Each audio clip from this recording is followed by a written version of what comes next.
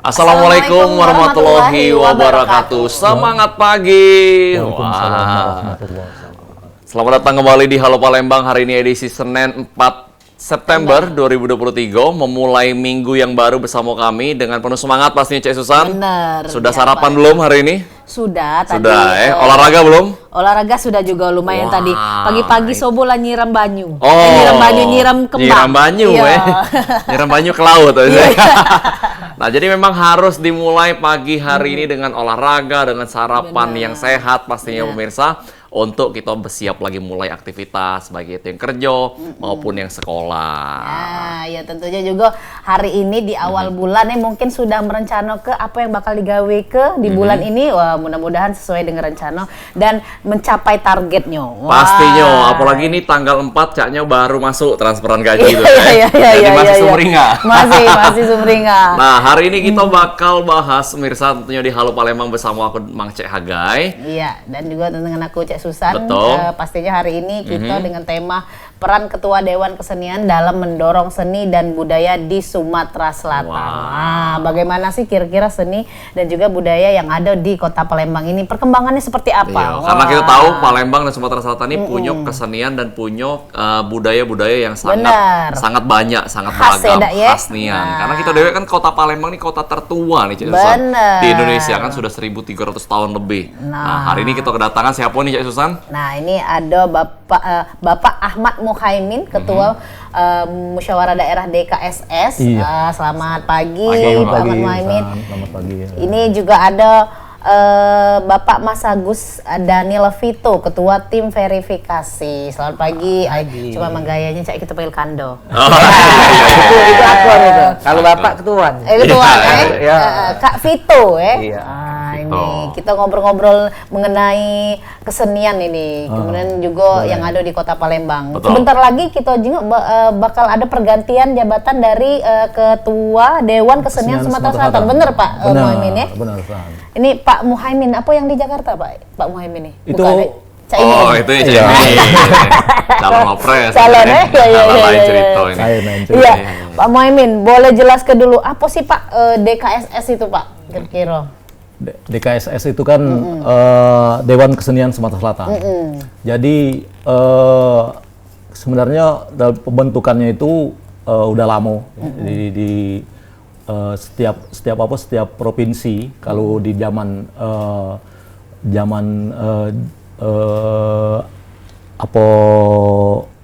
dari kita dibentuk dulu awal-awalnya dengan instruksi dari Kemendagri seperti itu. Nah, itu jadi sebagai sebuah lembaga sebenarnya sifatnya non struktural. Dia di bawah, bukan di bawah sebenarnya, mitra pemerintah dalam pemajuan kebudayaan. Kalau dalam skop yang lebih kecil, kita memajukan seni di daerah. Kalau kita bicara dengan konteks Sumatera Selatan, kita memajukan seni Sumatera Selatan dan yang ada di Sumatera Selatan seperti itu. Nah itu. Pak, ini kan bakal ada pergantian ya Pak. Tanggal berapa Pak kira-kira Pak? Tanggal 11-12 September. Bentar lagi Pak ya. Nah, itu pemilihan Ketua Dewan Kesenian yang baru Pak ya. Nah, kalau Pak Muhaimin ini Ketua Musda yang sekarang. Iya. Nah, kira-kira Pak, apa sih Pak yang dipersiapkan untuk KG atau ada berapa kira-kira kandidat yang bakal jadi ketua itu Pak? Ya. Aku ngomong lebih spesifik dan lebih terbatas sebagai seorang OC, di komite pengorganisasian komite pelaksana. Jadi kita punya agenda di insya Allah tanggal 11-12 itu tentang musyawarah daerah Dewan Kesenian Sumatera Selatan. Yang salah satu agenda itu adalah pemilihan ketua Dewan Kesenian Sumatera Selatan. Dan masa penjaringannya sudah sekarang sudah ditetapkan bahwa ada 3 calon. Yang 3 calon bisa aku sebut ke ya? Boleh. Pertama tuh Kak Erwan Suryanegara, kita tahu bahwa dia adalah perupa dari basisnya, dan dia budayawan yang ada di Sumatera Selatan. Dan kalau kita cerita tentang kiprah dia itu sudah bisa mumpuni. Nah, kita cerita tentang kapasitas. Kedua itu adalah sebenarnya dia Kak Sirajuddin, yang dari dulu di Seribu apa Sumek ini ya, sempat dia basisnya di seni rupa seperti itu. Dan dia banyak kalau kita cerita tentang kapasitas dia itu mumpuni sebagai calon gitu. Nah, yang ketiga nih Didit nih kalau sekarang dia di misioner Dewan Kesenian Palembang. Nah, dia mencalonkan diri untuk tingkat provinsi gitu. Nah, itu. Nah, kita tidak usah cerita lagi tentang Didit, ya sudah kiprahnya di Dewan Kesenian Palembang udah mumpuni seperti itu. Nah, itu yang salah satu agenda di Musda itu. Oke, nah berarti selain dari pemilihan itu Dewe, ada agenda apa lagi di musyawarah daerah nih? Mungkin Pak Ketum Pelaksana boleh dipaparkan. Silakan Pak. Kak Muhammad. Kak Vito maksudnya, Ketua Tim Verifikasi maksudnya ya. Agenda Musda ya Kak ya? Agenda Musda ya, selain pemilihan tadi. Musda ini Musda yang ke-6. Musda ke-6 Dewan Kesenian Sumatera Selatan periode 2023 sampai 2028. Jadi agenda-agenda di Musda itu yang sempat kami diskusikan juga, memang sudah diskusikan bahwa agendanya selain pemilihan itu merencanakan program kerja Dewan Kesenian Sumatera Selatan ini 5 tahun ke depan.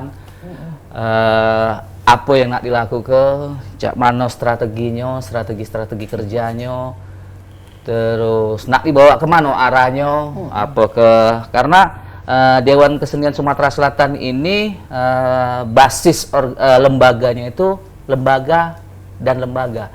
Jadi DKSS ini tidak punya seniman tidak punya masa, tidak punya masa. Jadi hubungan kelembagaannya antara lembaga juga. Jadi Dewan Kesenian Sumatera Selatan ini berhubungan dengan Dewan Kesenian Kabupaten Kota. Jadi tidak langsung ke seniman, karena ada batasan itu. Karena yang memilih di dalam Musda itu pun Dewan Kesenian Kabupaten Kota, bukan senimannya. Jadi bukan seniman. Jadi seniman kalau memang dia punya kandidat, punya jagoan dia harusnya datang ke Dewan Kesenian Kabupaten Kota. Aku punya calon kok. Yang ini kita ajak diskusi Dewan Kesenian yang di Kabupaten Kota itu. Ini aku punya kok ini.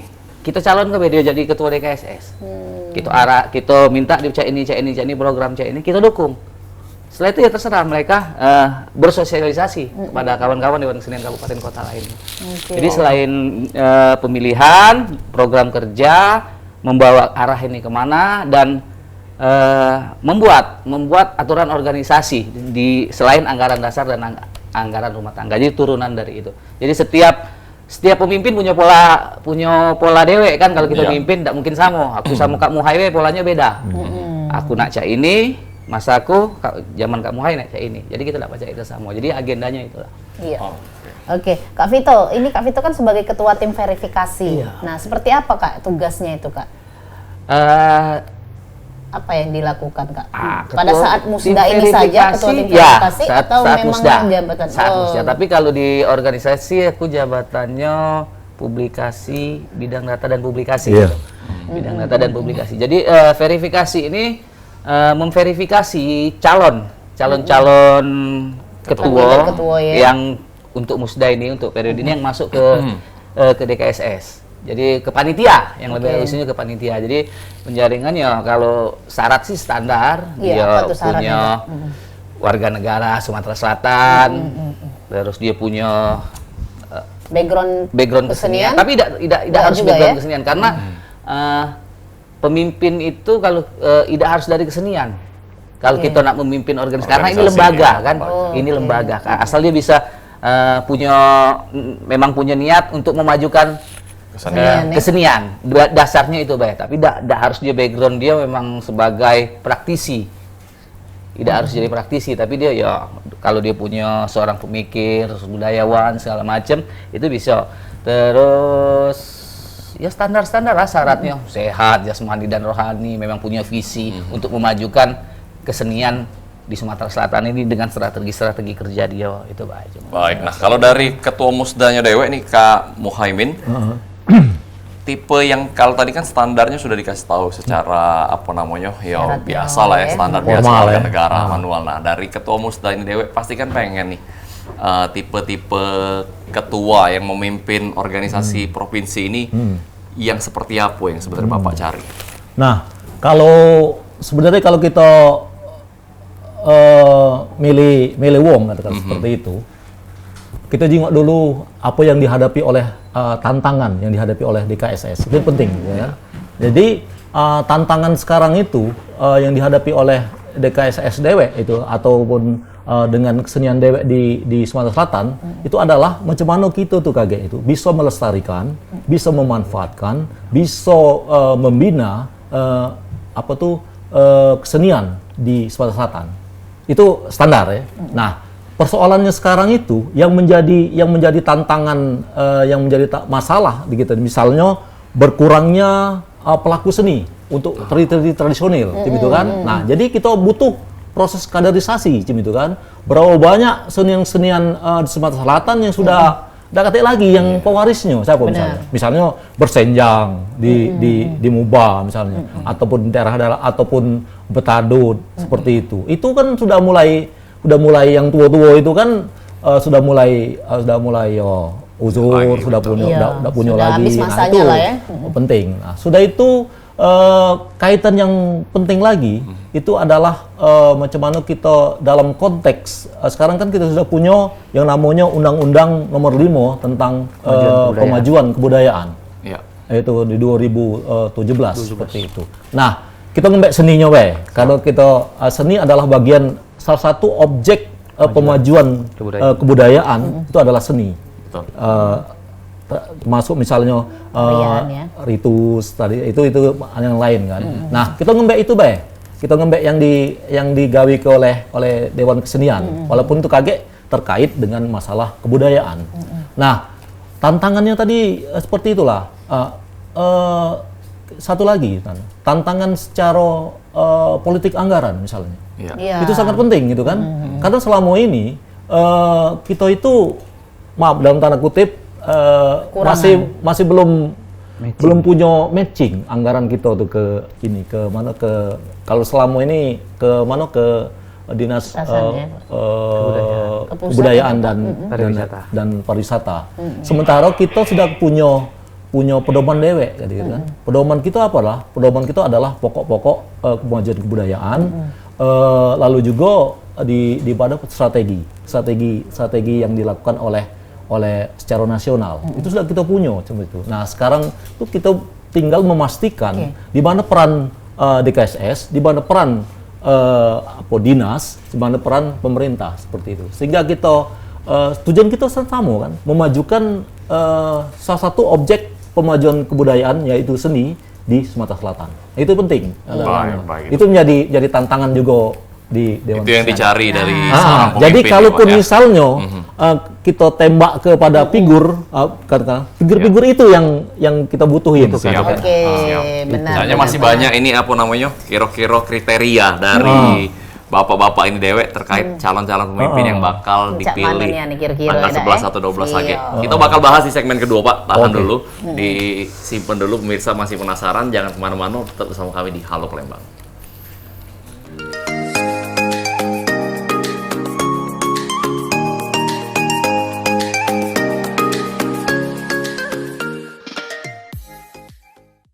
Ya, pemirsa, kita balik lagi di Halo Palembang. Kita masuk ke segmen kedua. Kita masih dengan tema peran Ketua Dewan Kesenian dalam mendorong seni dan budaya di Sumatera Selatan. Sini ada Pak Muhaimin dan juga Kak Vito, ini Ketua Musda KSS dan juga Ketua Tim Verifikasi. Terkait dengan yang namanya KG tanggal 11 sampai 11-12 lagi ada pergantian ya, ada Musda pergantian Ketua DKSS ini dewe. Nah, Pak Muhaimin, kita lanjut lagi. Untuk selama menjabat jadi ketua Musda ini dewe, event apa yang sudah ikut andil dalam event-event yang ada di DKSS ini, ikut andil dalam event-event yang sudah ada di Palembang ini kira-kira selama ini, Pak? Tadi aku membatasi diri karena aku OC kan, OC untuk di kepanitiaan Musda ini. Mungkin walaupun juga aku pengurus hal-hal yang tadi sudah diucapkan oleh Vito bahwa peran kita ini sebenarnya lebih banyak kepada institusi dengan institusi. Artinya selain juga dia secara formal misalnya melakukan satu koordinasi kegiatan apa sih kegiatan yang bisa kita gawe bareng dengan kabupaten kota. Dewan Kesenian Kabupaten Kota terkait dengan event. Nah, kalau di pengurusan ini memang harus diakui bahwa bukannya nyalahi COVID ya. Iya. Artinya kita masih konsolidasi ke arah kegiatan apa yang bisa kita gawi ke bareng seperti itu. Nah, misalnya dengan Kabupaten Lahat pada saat itu pengen ngadakan semacam festival yang diadakan oleh Lahat gitu kan. Dan kita kerjasama sama Dewan Kesenian Lahat gitu, macam mana merancang konten dan konteks terhadap perencanaan festival itu. Nah, ya karena itu sempat nak maju gitu kan, tetapi karena faktor COVID itu jadi tenggelam. Karena sudah itu dengan kawan-kawan yang lain ada satu kegiatan Dewan Kesenian adalah memberikan apresiasi berupa penghargaan Batanghari 9 gitu ya. Nah, itu dalam tangkai tari ya, lalu ke seni rupa, lalu ke musik, lalu ke sastra dan film. Teater ya, teater itu. Nah, itu kan kaitannya kalau kita cerita tentang macam mana kerjasama kita dengan kabupaten kota, itu adalah masalah pemberian anugerah. Anugerah Batanghari 9. Dan itu karena itu skupnya di Sumatera Selatan, jadi Dewan Kesenian Kabupaten Kota itu mendata ulang atau memberikan siapa sih jagoan mereka yang pengen dicalonkan untuk mendapatkan anugerah Batanghari 9. Dan itu sudah berjalan 15 tahun ini dalam periode ini lengkap. Periode yang lalu mungkin agak bolong-bolong, tapi periode sebelumnya berjalan, periode sebelumnya juga berjalan seperti itu. Jadi itu bentuk kerjasama nyato kan, nyato antara Dewan Kesenian Sumatera Selatan dengan Dewan Kesenian Kabupaten Kota. Yang paling nyata. Jadi memang kayaknya memang tugasnya adalah mengkoordinir Dewan Kesenian di masing-masing kabupaten kota. Ya, itu tugas dari provinsi ya. Nah, ada nggak kira-kira selama ini dikasih target nih Pak, masing-masing kabupaten harus menyelesaikan harus menyelesaikan tugasnya gitu loh. Maksudnya dari provinsi menugaskan bahwa ini harus lakuin ini, harus buat event ini. Karena kan memang sebagai monitoring dan pengawasan kan tugasnya dari provinsi. Selama ini gimana mekanismenya? Nah, kita kan lembaga koordinasi. Kita tidak punya hierarki dalam artian komando gitu kan, harus kayak misalnya kayak KNPI karena jadi sifat kita lebih bersifat koordinatif, lebih bersifat mediatif, mediasi. Lalu itu yang jadi kalaupun misalnya mereka punya program, kita punya program gitu. Nah, itu bisa dikoordinasi. Seperti itu. Okay. Nah, jadi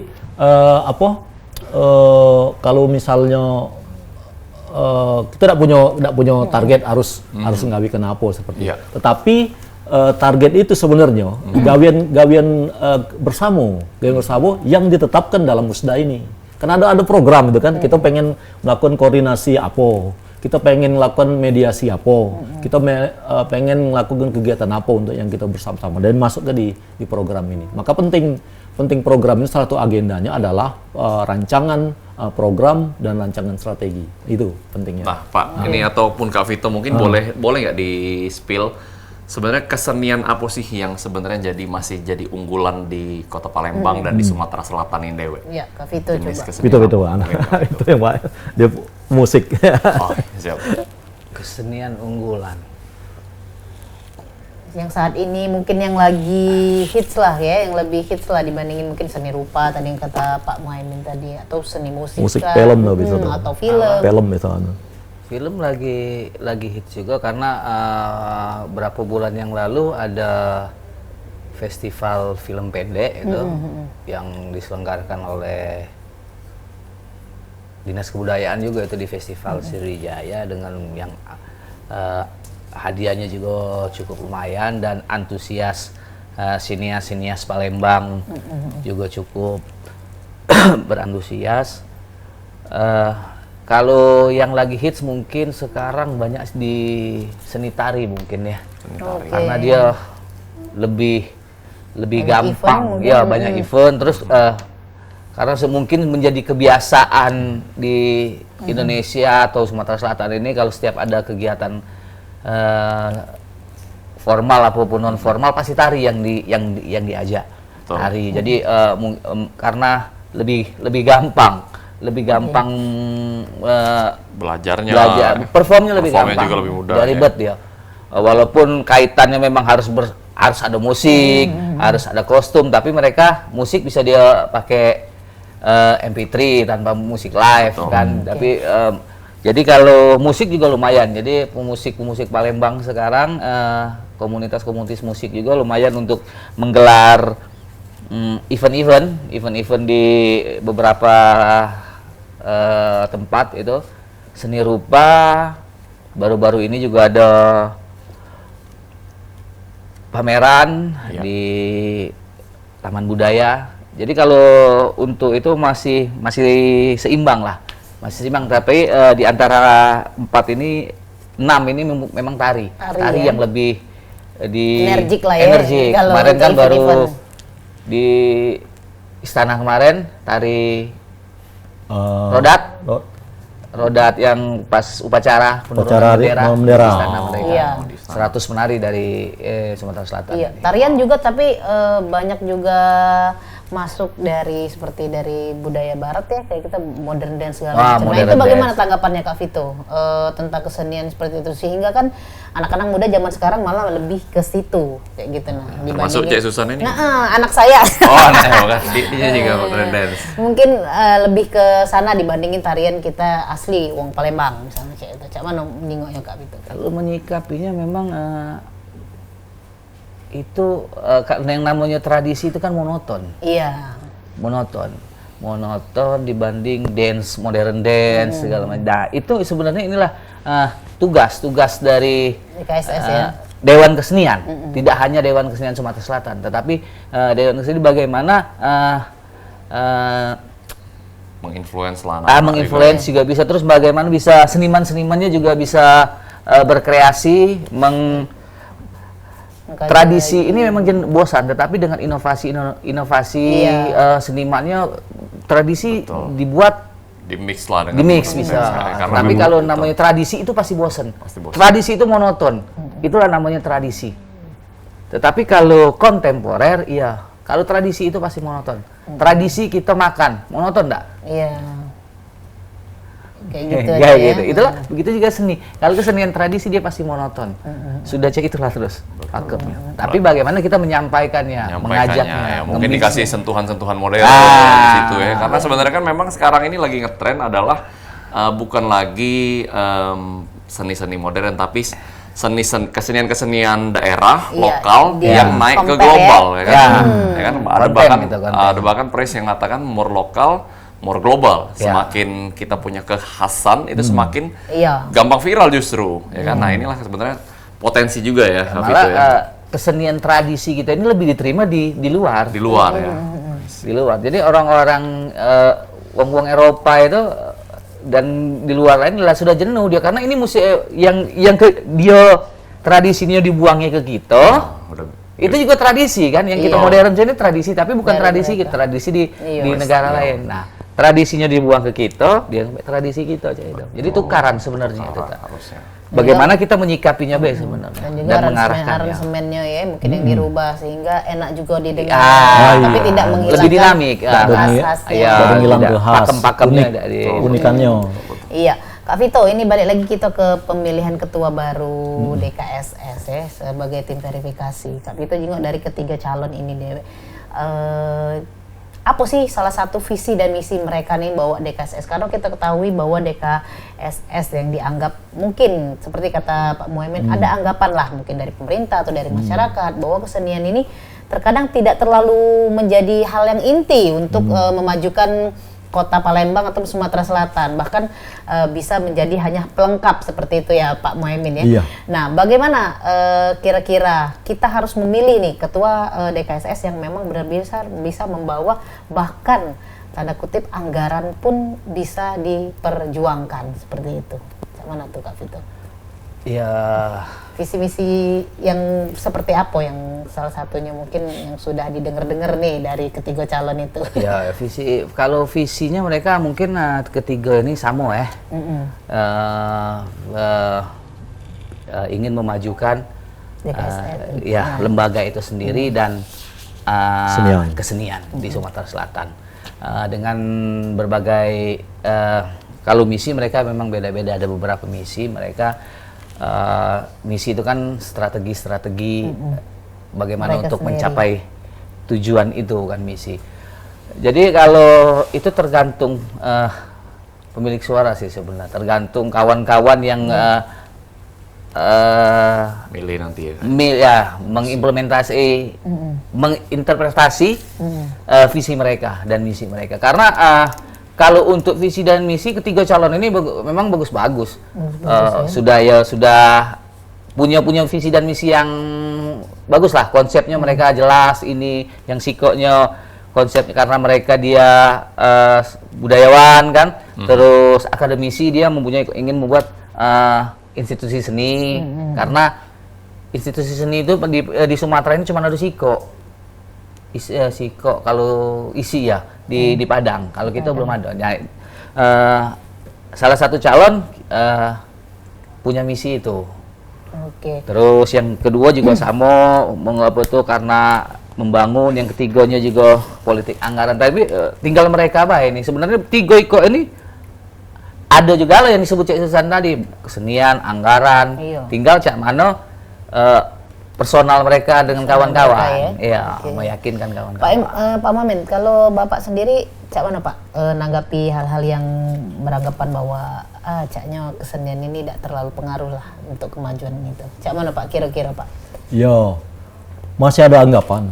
Ya, langsung kita tunjuk bahwa di pemerintah gitu, atau di negara dewek itu menganggap bahwa hal-hal terkait dengan kesenian itu masih menjadi beban. Beban anggaran, belum mempunyai misi bahwa itu adalah investasi terhadap kebudayaan ke depan sebenarnya. Sekarang itu kan misalnya saya ambil contoh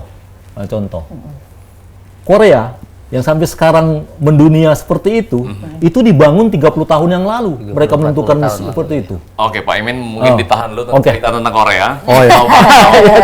Kita bakal denger ini sejarah kemajuan Korea sekarang, ya kan, itu dari investasi bukan jadinya dari kemarin, tapi sudah berpuluh-puluh tahun lalu. Agak diceritai oleh Pak Muhaimin setelah yang lewat Siko ini. Jangan kemana-mana. Akor.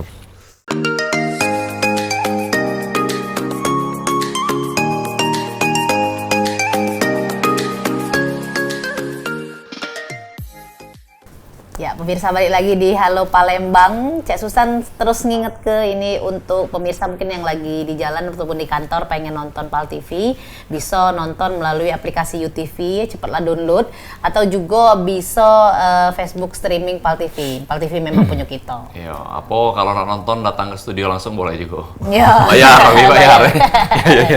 Iya, Pak, kita lanjut lagi mengenai anggapan yang belum kelar tadi, Pak. Kira-kira di segmen kedua. Cawan Pak, dilanjutkan. Nah, masih ada anggapan, aku ulangi, masih ada anggapan, mungkin aku salah ini, bahwa kegiatan seni ataupun lebih besar lagi kegiatan budaya itu masih dianggap hal-hal yang sifatnya remeh-temeh, pelengkap, seremoni seperti itu. Padahal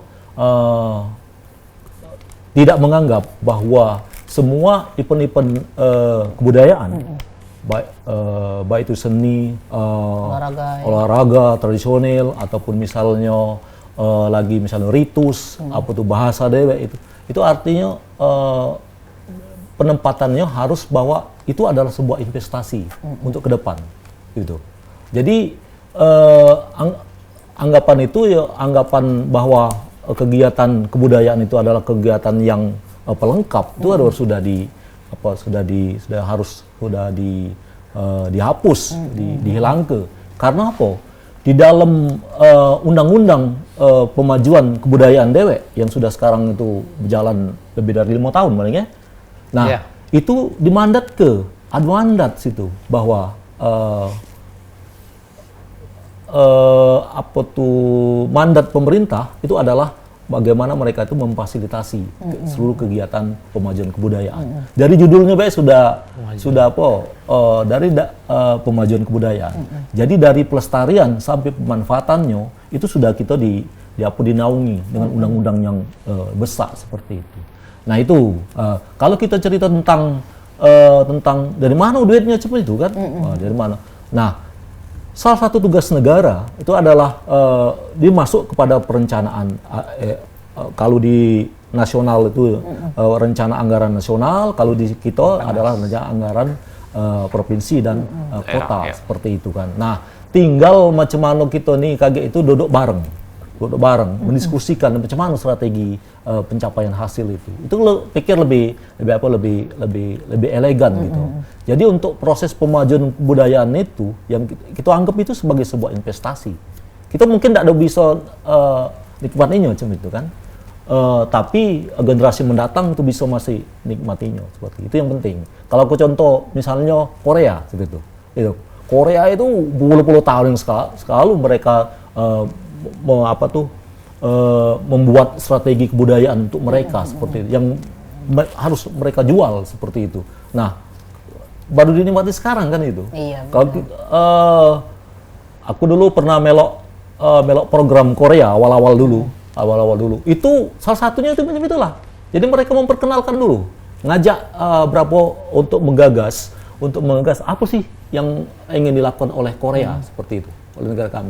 Makanya diundangnya para pakar yang Alexen, maka mereka rembuk, buatlah strategi itu.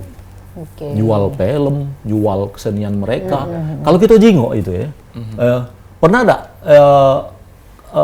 apa yang menjadi keunggulan mereka, kelemahan mereka apa?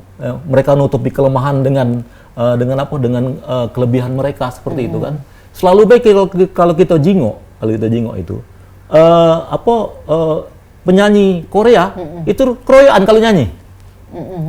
Pernah ada mereka kalau sikoan itu? Jarang Jarang kan. Lain nih karena di dalam kalau kita konteks kebahasaan itu mereka tahu sebenarnya dalam konteks kebahasaan itu bahasa Korea itu tidak bagus kalau dinyanyikan.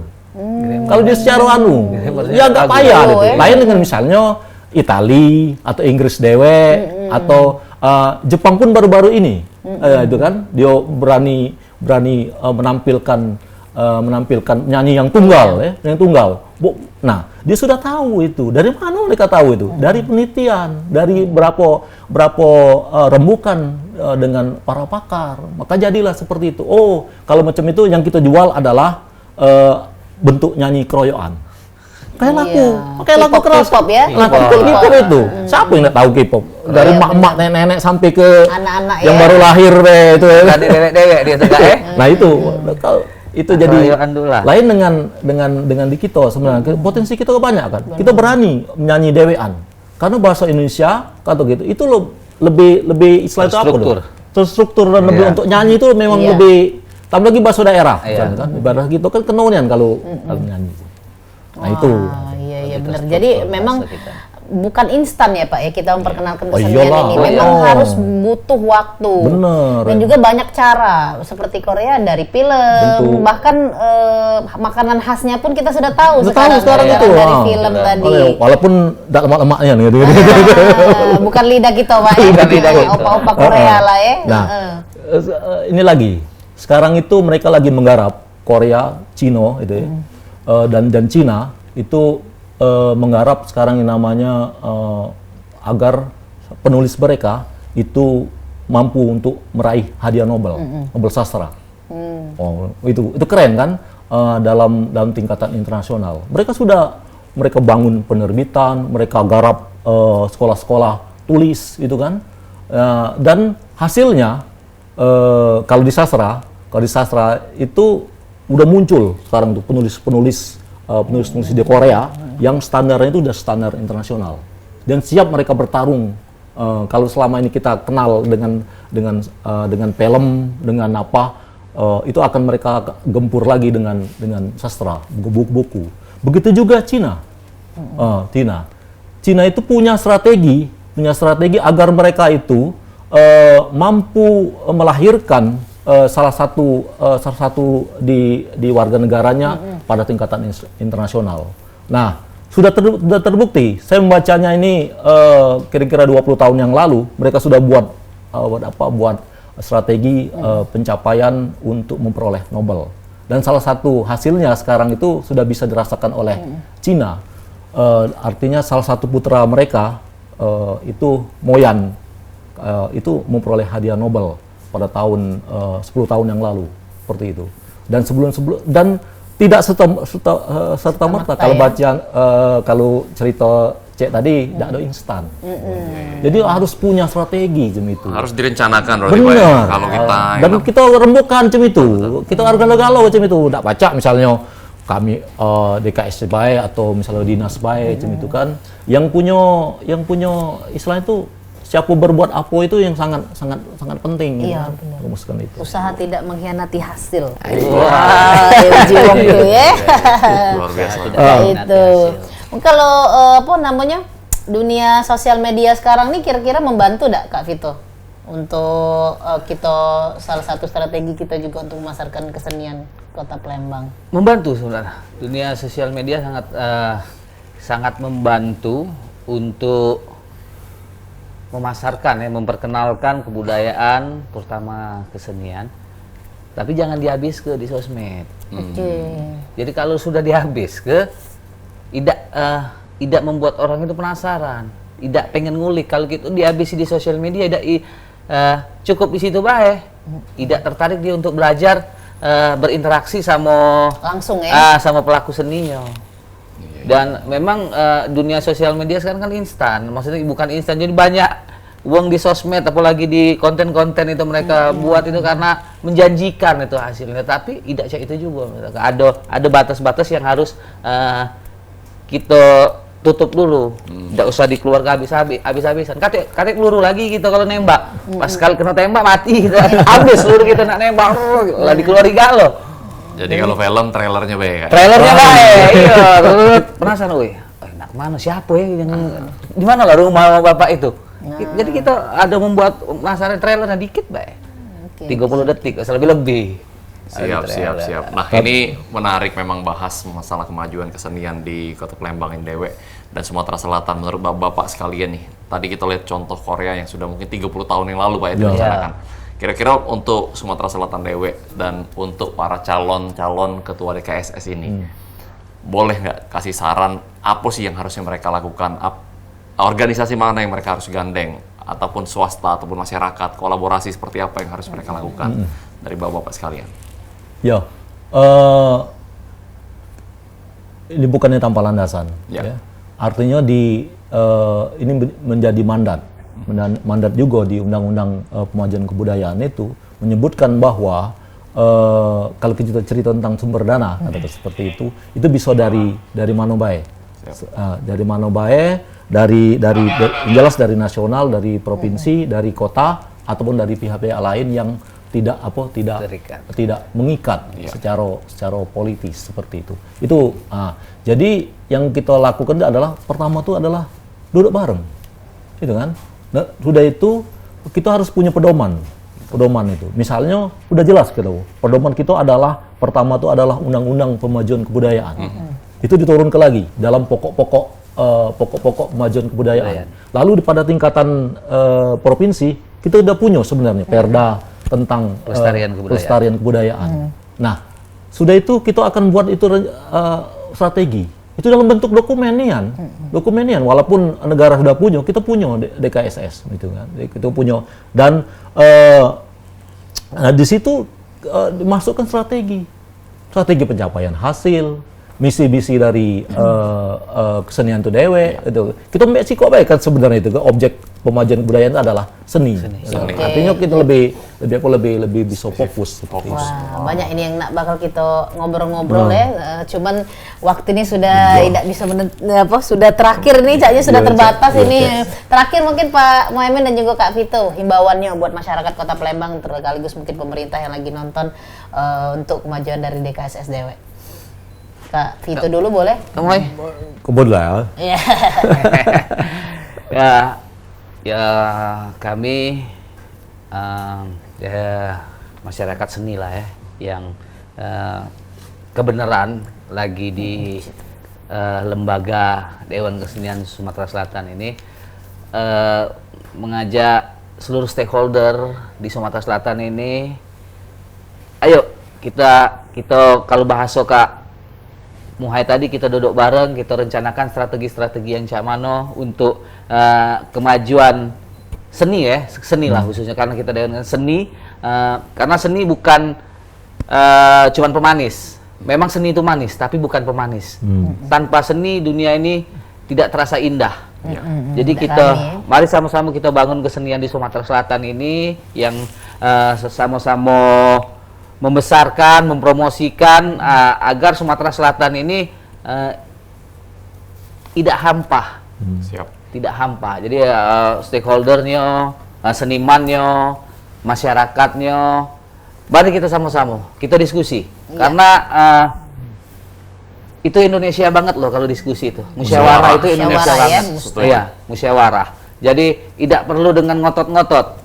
Ayo, kalau galak kita musyawarah, kita duduk bareng. Kate kopi banyak putih, kate banyak putih kita ngomong baik.